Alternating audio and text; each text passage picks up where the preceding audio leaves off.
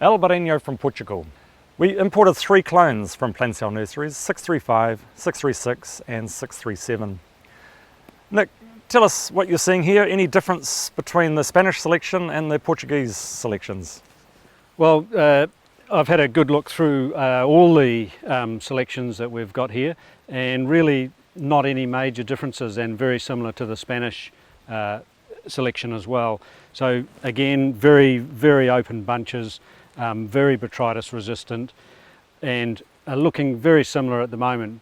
They're all quite young vines, but we've had nearly 200 millimetres of rain in the last few weeks in Gisborne, and there is absolutely no botrytis in any of these selections of Albarino.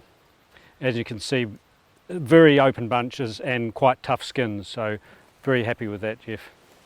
In terms of client uptake of this variety, apart from the people like the Bells, who really saw it as very much suited to this region, interestingly we've sold vines the length and breadth of New Zealand, from Waiheke Island just off the coast of Auckland right down to Nelson and the Archery Valley. And it'll be interesting to see stylistically how this variety performs in those different regions. On a clonal demand basis, most growers have chosen to plant a range of clones.